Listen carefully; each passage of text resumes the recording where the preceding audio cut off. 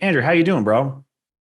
Man, been doing great, just grinding every day. So not much has changed in the last 3 years. Just find new things to work on. For anyone who doesn't know who Mr. Andrew Payne, sitting right here in front of us, is, this guy is an e-commerce powerhouse. You've just gone from zero to $50 million a year in 3 years, right? Started out as an affiliate marketer at the bottom of the solo affiliate marketing pop grind, cracks some winning brand campaigns, pivots to the brand, makes one move most affiliates don't make, is pivoting to building their own brand, and has now gone his way to damn near $50 million a year, becoming what more importantly is, I think, just a world-class businessman. How much revenue do you do in December? Just over 19 million just in December. Why don't you give us like a quick recap on just your story really quick and some of the key milestones, right, that got you to kind of where you are today right now. Started in affiliate marketing back in 2005, so quite early. Did a bunch of different things, kind of eventually settled on paid traffic, got really hooked on Google AdWords at the time. Did that for a while as an affiliate. And then I kind of pivoted and started doing like an agency consulting business where I would work with other companies, website design, marketing strategies, paid ads, etc. I learned a lot through that process, but it wasn't really my passion. I didn't really like having clients because they feel like a boss in a way.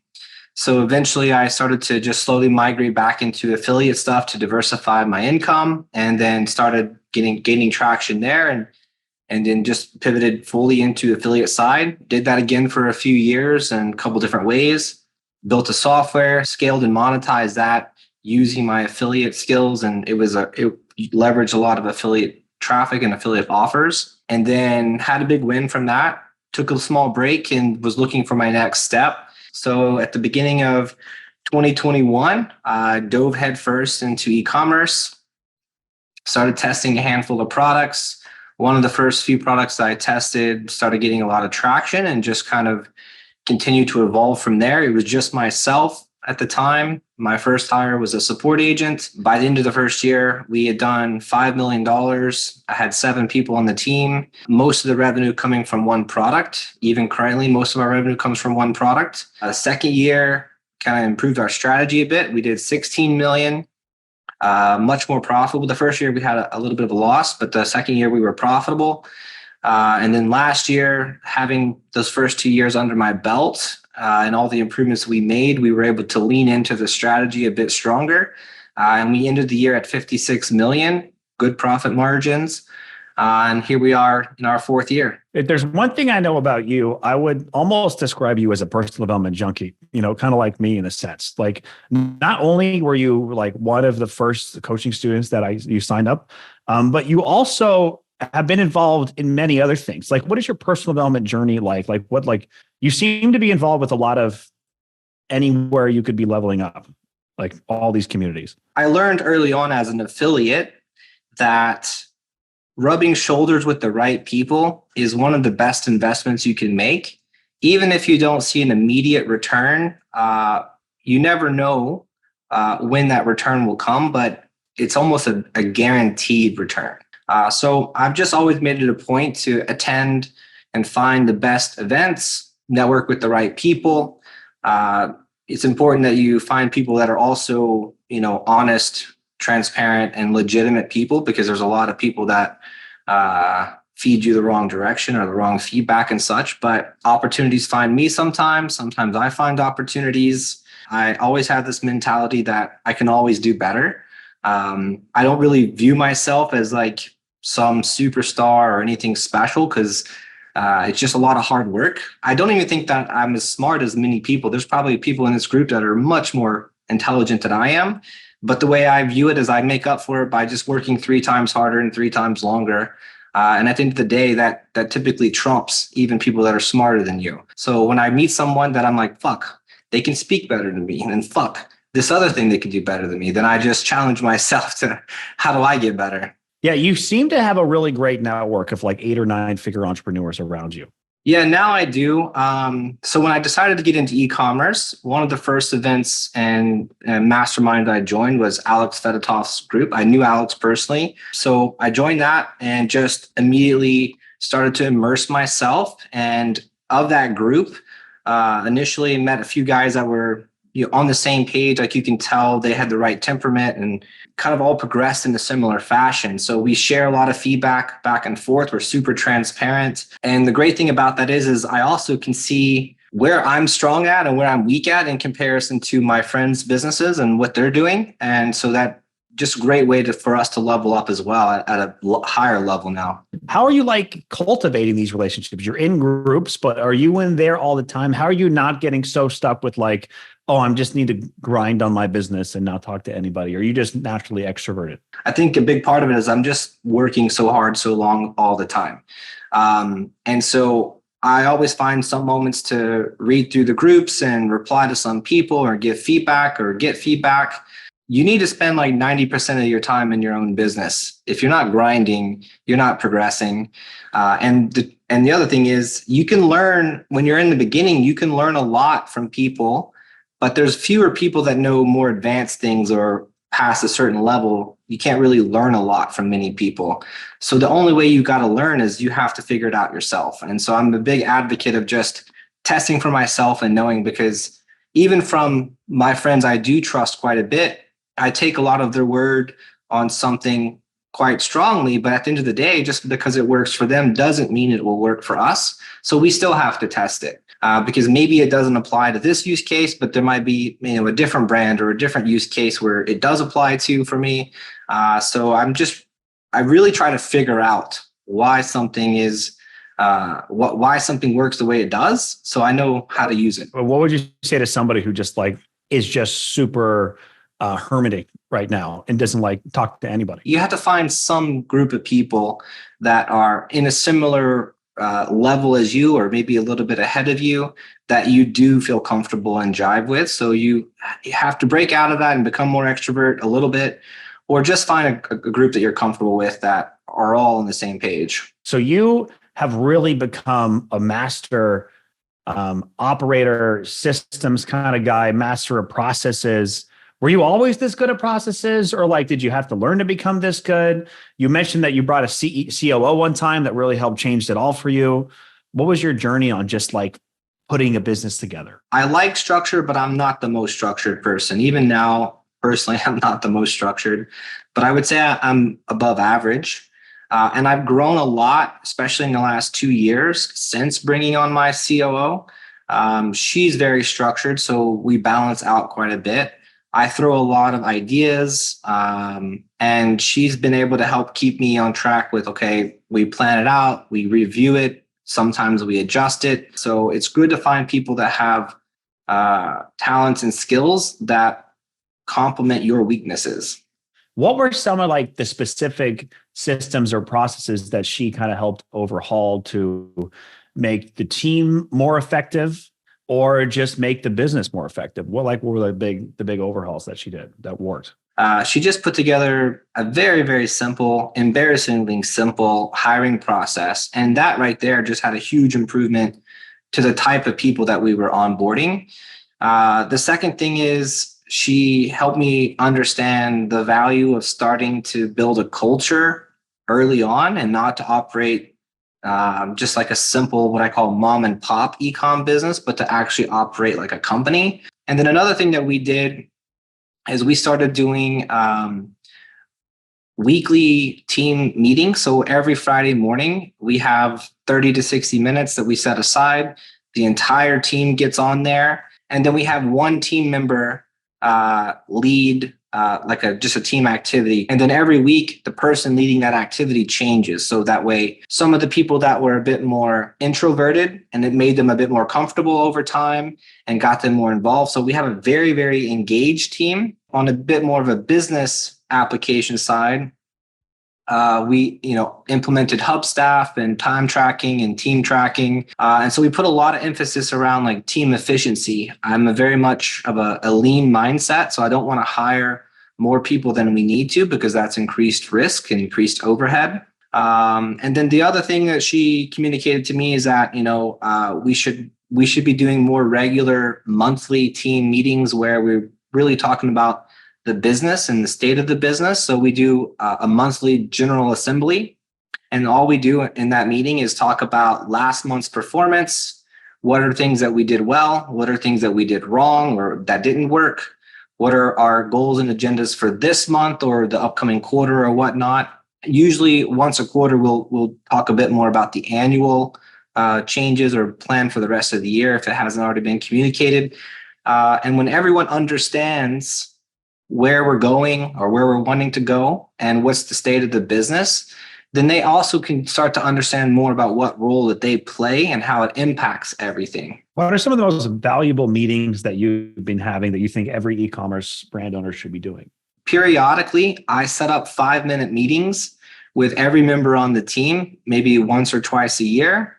And it's just a personal talk. I talk about them, their family, what they're doing, blah, blah, blah. So I know where they fit or if they're struggling. Maybe they're not the right fit. Maybe their goals are misaligned. One thing I've learned about remote teams, especially members from the Philippines, they are scared to death that they're going to lose their job at any time. And it could be because they're not performing, or it could be because they've dealt with other drop shipping businesses and other small businesses who didn't have a good structure. And all of a sudden they went belly up and they got fired because they didn't have a job anymore. When you're communicating with your team and they're also able to track and understand what their own performance is, it eliminates that anxiety and it keeps them focused on their best work. How have you approached building your company's analytics? Like, what does your analytics dashboard and your reporting stuff look like for all your key metrics? So we do have a lot of custom reports built out. We leverage a lot of the APIs and data analytics tools out there. We have kind of a business performance report, which essentially combines all of our revenue from all channels, COGS, et cetera. We have a media buy report where we pull in all of our media, all of our ad spend data and, creative metrics, et cetera. We have a creative analysis report, which is similar to what you can build out on a tool like motionapp.com. They do similar things, but we have our own version of that. Our whole creative team essentially has their own report page, so we can share to them, here's your ads, here's how your ads are performing, here's how much spend is on your ads, etc. And then there's also a shared page where they can see where they stack up with everyone else. In terms of other KPIs, obviously we measure things like CPA, ROAS, net profit. We track MER. We want to know how efficient are we being with our media spend. When you start branching out, that's helpful. So yeah, we actually have a lot. It's hard to just crunch it all down. I heard that you were getting ready to launch a new brand. Is that true? We have kind of a multi-strategy approach. So we are launching new products under the current brand, but we understand that this brand is very seasonal, so it's heavily skewed to Q4. So part of our strategy is to expand the same seasonal approach across other products.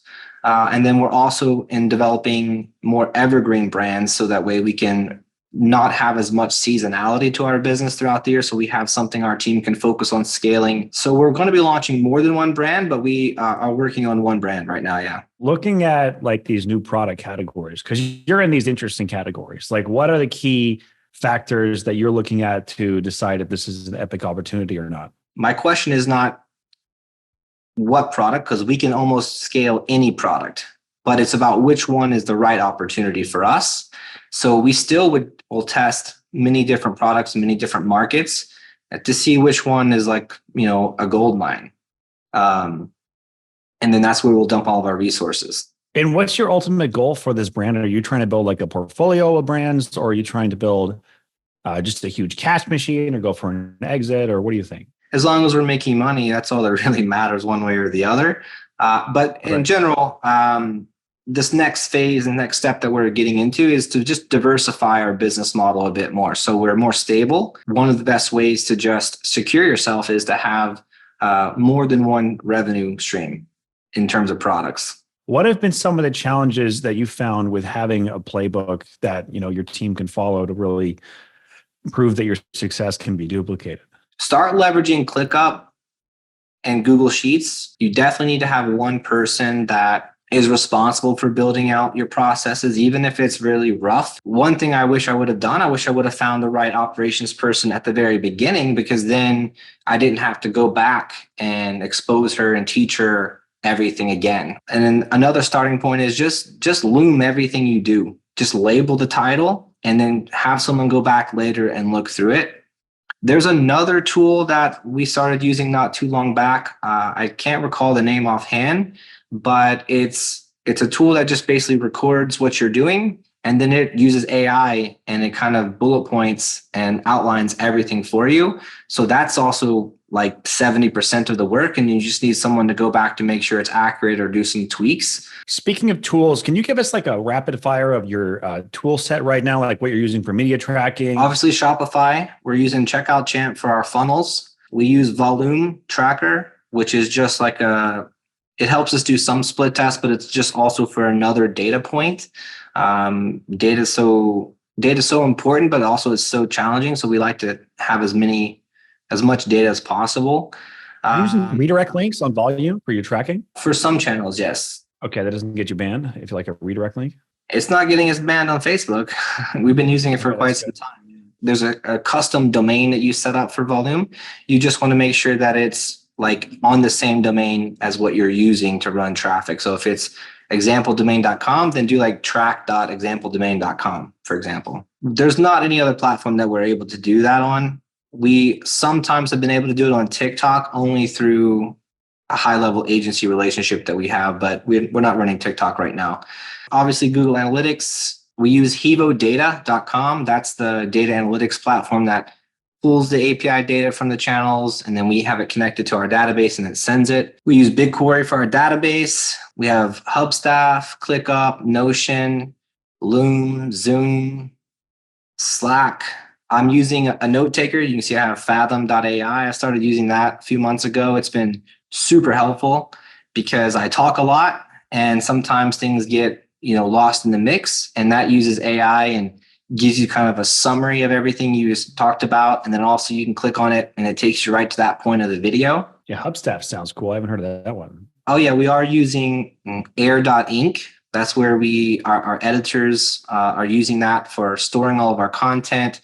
We organize all of our content by actors, angles, scripts, etc.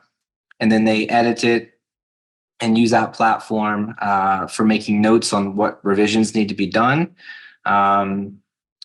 Another alternative to Air that we were previously using is called Frame.io, but it's very, very similar. We had a good question in the chat from Pietro. What were the main tasks from going to 1 to 5 million and 5 to 10 and beyond? And how was your approach in building the team during those times? We did our first $1 million in 2.5 months or something like that. It was very, very quick. And there was just me and a support agent. That was it. There was no one else. But getting closer to 5 million, you need a couple of good support people. You need your own dedicated editors, at least one, maybe two. But beyond that, so the next step, 5 million plus, you definitely need a strong operations person for sure, because you can't grow the business and grow the people if there's no structure. So if you're not very structured, you need someone on the team that is structured. In the beginning, the mission's just get revenue and get profitable, because you can't improve if you don't have revenue. Find something that's generating revenue. Learn how to make it produce consistent revenue. Learn how to improve upon that consistently, and then grow, naturally as you see pain points, start filling those gaps whenever it makes sense. What happens a lot of times I notice is that people get lucky, or they jump on more of a trendy short-term product and it does well for a while and then it fades, or performance drops. And then if they've hired people, then they got to fire people. And then that you get stuck in this cycle. So you really need to learn how to be consistent and generate consistent revenue. Which that means is like, if you launched one ad with some angles and it's working, and then all of a sudden, a few months later, it's dying out, you need to be testing other angles to figure out how to make it work again in a different way. When it comes to leveling up that, what was your journey in terms of just you to having this badass operation that's able to crank out creatives? Like, what were the highlight, key, impactful moments as you created this? In the beginning, I shot and did most of our ads for the first 6 months on top of everything else I was doing. Obviously, I wasn't giving it as much attention as it needed. So then we brought someone on board. We started getting more UGC content. We tried a bunch of the platforms out there.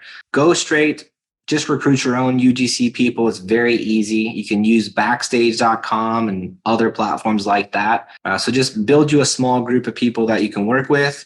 The next phase, we started to expand our video team. At the time, we just had 1 or 2 editors, but they weren't really being managed. So you really need someone managing the editors who can handle quality control, assign tasks, make sure things are fitting a certain set of guidelines that person can be responsible for, and the editors fall under that person. One of our next phases, we started to shoot content in-house. So we hired basically a production manager who's a videographer. We can do much more variety of scripts because it's not solely UGC reliance. We have a copywriter now. We have a content manager. He has an assistant. Our creative team is quite huge. We have I think right now we have 9 editors. It's a progression. I would definitely suggest hire the best you can afford. One lesson there though is that without structure, the problem is not usually the people, the problem is you. So if you don't provide structure and support, you can't expect the people to deliver the way that you want to deliver. Did you build that team yourself, or did you find somebody to build the team? So the first year I hired 7 people. Of the 7 people, we only kept 1, and that person's still with us today. So I made 6 fuck ups. And then I hired the COO at the beginning of the next year, and I haven't hired a person on my own. The main value of your company is the people you bring in. You can solve anything, you can figure out anything if you have the right people. You bite the bullet and hire some of the key players that you need on your team as early as possible, even if it's a bigger headache and expense in the first several months, but it'll pay off pretty quickly. It takes about 3 months to really start to see the value of who you hire come back to you. When somebody is new, how many traffic channels should they focus on? How has the performance been on traffic channels? When should somebody scale out to other channels? And what kind of are your favorite channels right now? It's okay to do small tests on a few channels to see if there's just something working better on a certain channel. But at the end of the day, pick a big channel, Facebook or Google, or YouTube rather. You should be able to make one of those work for almost any product. Facebook's the easiest to get started most of the time, even with all their fuckery that they keep doing. Facebook's been our most dominant channel for the last 3.5 years. TikTok has potential, but you need like a 3x creative machine for TikTok. You need volume of ads. You got to test a lot. You have to just really keep the ads pumping out if you want to keep it consistent at a high level. But Facebook and YouTube is much more stable for us. So that's where we're putting all of our energy at for this year. We went to 56 million, and I would say 60% of that was driven by Facebook.